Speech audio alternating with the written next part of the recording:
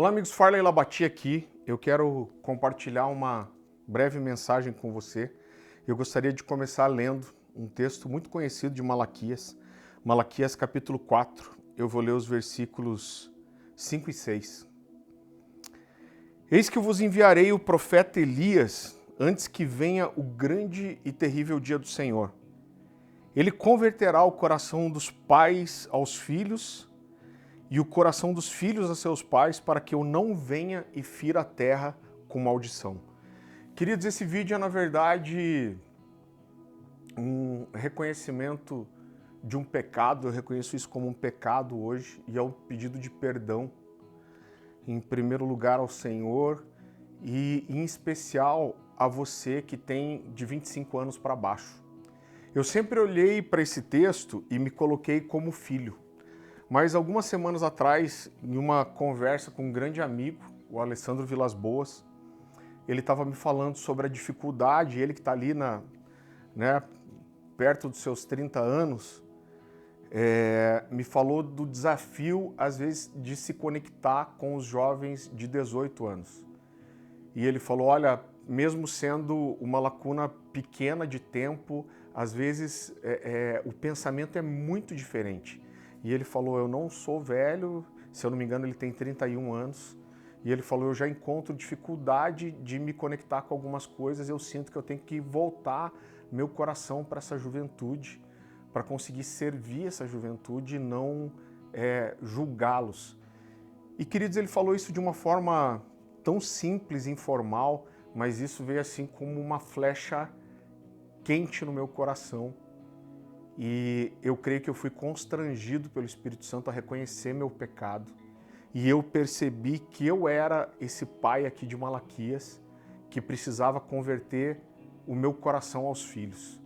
Eu não estou falando dos meus filhos naturais, mas eu percebi que de alguma forma, por muito tempo, eu julguei muito essa geração, principalmente aí dos 25 anos para baixo, talvez um pouco mais, vendo as diferenças da minha geração, daquilo que a minha geração viveu, e muitas vezes eu julguei essa geração como uma geração fraca, uma geração que não queria Deus, uma geração principalmente que não tinha experiências com Deus. Então eu olhei e falei, mas é que esse povo também não teve experiências com Deus como nós tivemos. E eu percebi que eu sou esse cara que precisava converter o meu coração como um pastor, como um homem de Deus, aos filhos, à geração que veio depois de mim. E eu percebi que, em primeiro lugar, se essa geração não experimentou algumas coisas que a minha geração experimentou, não é por falha deles só, mas em primeiro lugar é por uma falha minha. Porque quando eu tinha ali meus 20 anos, eu tive vários homens de Deus que tocaram profundamente a minha geração, homens como o Danduque, que é o meu pastor hoje, como ali no final dos anos 90, começo dos anos 2000, Antônio Cirilo, David Keelan, Judson de Oliveira, Gregório McNutt, foram homens que tocaram profundamente a minha vida, me tocaram com paixão por Jesus, com intensidade, e essas pessoas proporcionaram para a minha geração a possibilidade de experimentar um ambiente de glória.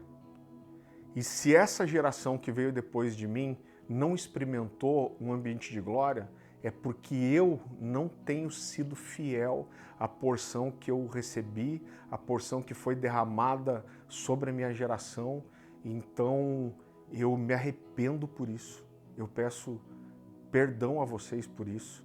Eu entendo hoje que todas as gerações têm seus desafios, podem ser desafios diferentes, mas têm as suas qualidades também. Mas o que mais dói o meu coração, me fere, me levou a fazer esse vídeo, é porque eu cheguei à consciência de que eu não estou oferecendo para essa geração aquilo que esses homens de Deus ofereceram para mim. Eu não estou sendo fiel à porção que eu recebi. a impressão que eu tenho é que essas pessoas de 28, 25 anos para baixo, em sua imensa maioria, não experimentaram dos ambientes de glória de Deus que nós experimentamos. Isso é profundamente transformador.